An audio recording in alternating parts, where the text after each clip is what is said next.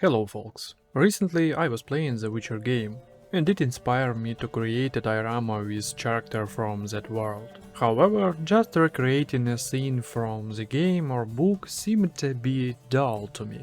So together with my girlfriend we came up with this little house spirit.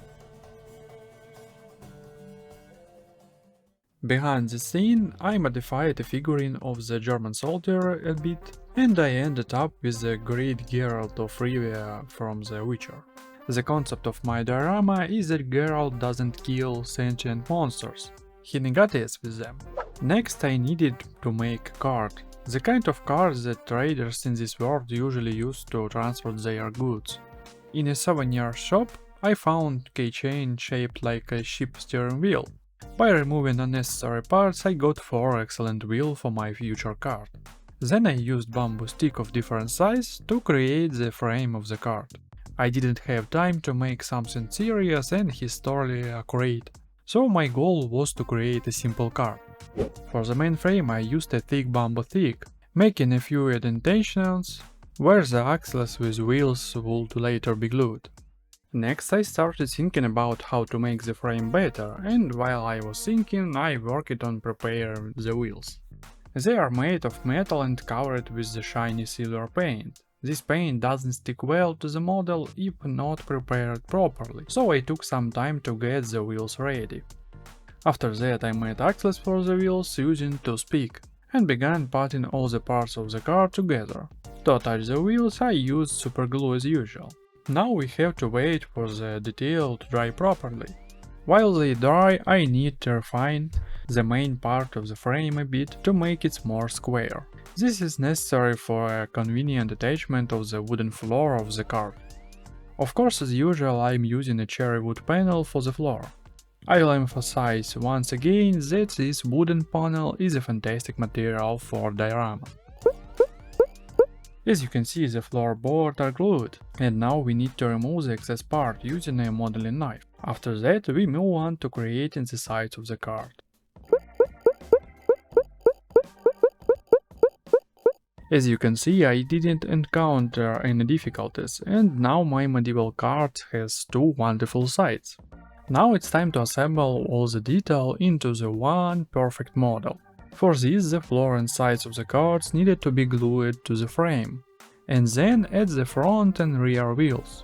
In addition to adding the main detail, I thought it would be nice to add a few extras. Following the principle of creating a wooden fence, several rods were added to the side of the cart. A seat for the driver, and another necessary detail were also glued on. Now my cart is ready, and I need to change my focus to the diorama. As usual, the base for my diorama is blue foam. First I need to cut out 2 even squares. This time my diorama should have an elevation. Even before creating this diorama, I had the idea to try and make a clay cliff. This diorama will be an excellent opportunity to test my ideas. After cutting out the 2 squares, it's necessary to trim the excess and assemble the blue foam square together. After the foam was glued, I used wooden balsa to make the side of the base smooth and pleasant looking. Now it's just a matter of working a bit with tweezers and making the surface of the base uneven using my finger.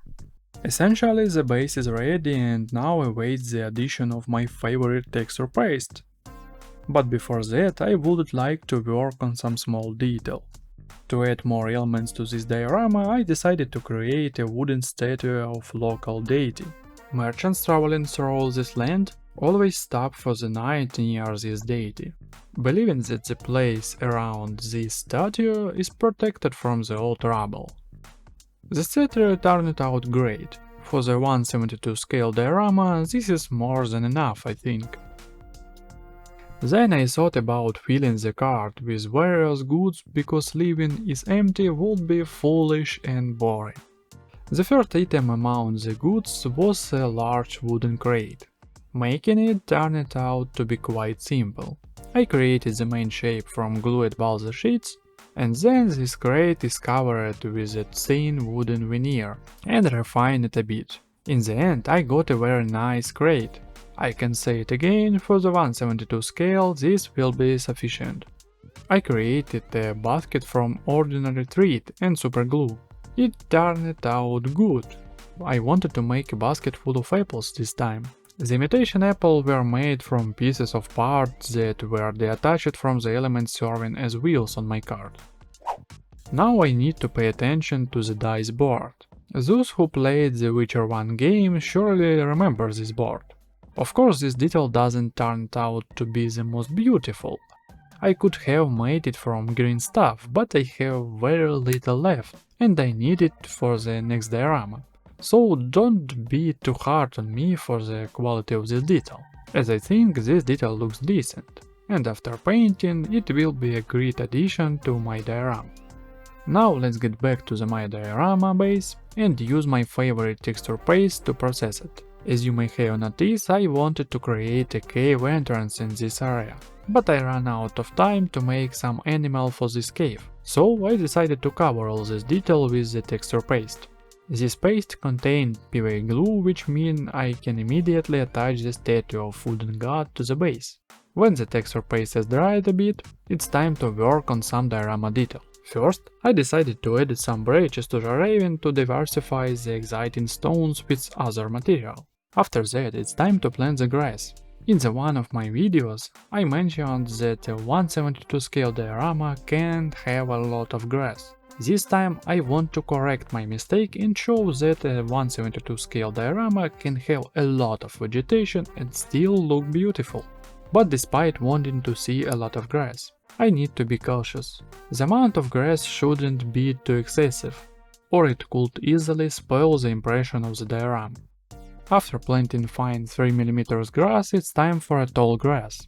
I found a wonderful twin in my box, which can be used to create a very beautiful tall grass. I have to skip the entire process of planting tall grass because I heavily blocked the frame with my hand, and on YouTube it would look terribly blurry. After grass planting, I left the diorama to dry. And in the meantime, I am finishing up the final but crucial detail. I crafted a Witcher sword, which might not look very fancy, but suits the need of my diorama. You can also notice that a few more details have been added to the cart cargo area. Not too much, but I think it looks cool. Now the base has dried, and I wanted to make the deity altar more refined. Since I usually run out of time, I decided to add a volumetric detail, in the form of a woven fence. I won't go into much detail about this process, as I will already demonstrated creating a similar fence in my diorama featuring the T-26 tank. I almost forgot about a new detail which I am making for the first time. It's a deer skull crafted from self-hardening clay. In the past, my experience with this material was negative due to cracking clay. However, for modeling a small detail like a deer skull, self-hardening clay behaved exceptionally well, and the result turned out quite satisfactory. This concludes the part of the working on the diorama detail. Now we come to most interesting parts of diorama creation. Of course, I talk about painting. As usual, the first step is to prime all the diorama detail and the base. Priming is a very important step, because in this way all the details of the diorama can be combined into one wall and made part of something big and general. After priming, I usually work on painting the vegetation. For the main color I use German camouflage bright green from Vallejo, and you can see how cool looks this vegetation for now.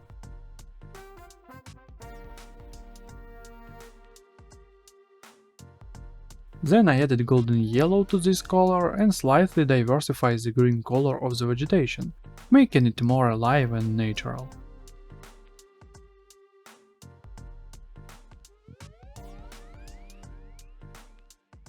After working on painting the vegetation, I spent several long tens of minutes painting the ground. This time I had the idea to create a clay surface and a clay hill, but my airbrush broke again, and I almost ruined all the work because of this breakdown. This makes me conclude that working with a cheap airbrush is much more difficult, because cheap airbrush can do any bad things at any moment. With a big amount of problem, I'm finally done work with the ground. And after that, I need to switch to a brush and start painting the card. First of all, I use the light tones to make the texture of the card wood as varied as possible. I also added a little dark color at the joint of the cardboards, and then proceed to highlight the edges of the model. As I say in every video, adding light edges create a beautiful and interesting volume, but I don't want to tire you too much with painting simple detail. Next we move on to painting the small details, and the first in line is the board for playing dice. I painted this model as simply as possible using the dry brush technique. And after adding the main color, I started highlighting the edges of the model with a light wood color. The use of this method allowed to create the effect of worn wood, and now this board looks very cool. But now I need to add a little red to the center of the game board and paint all iron elements in a shiny silver color. I painted some detail of camera, and I can say that I still have a lot to learn, because I still paint backs very badly, but in general I rate the painting of the card and the cargo as satisfactory. Now I needed to switch my attention to the base, and first of all, using the dry brush technique, paint the wooden statue and the wooden fence. Such elements are very easy to paint using the dry brush technique. It allows you to give the object an interesting and varied texture. I also slightly improved the color of the ground, again using the dry brushing technique. I added a dusty and trampled look to the ground, and after using a dark wash, all the deepless and protruding parts will be perfectly highlighted. That's it, my friend. Now you see my first medieval diorama. But instead of a combat scene when Witcher killing another monster, we see the Witcher playing with the local house spirit, who plays prank and steal goods from the merchants. So if you like my work, you can always give the video a thumb up and leave a good comment, pointing out any mistakes or asking questions you might have. You can also subscribe to my Patreon to help me purchase material and kits for creating new diorama. But if you don't want to pay some money, you can also subscribe to my Patreon for free to see high quality pictures of my diorama, for example. Sending hugs to everyone, wishing you a pleasant day, a comfortable and safe environment. It's very important in nowadays. Now I say you goodbye and see you in the next video.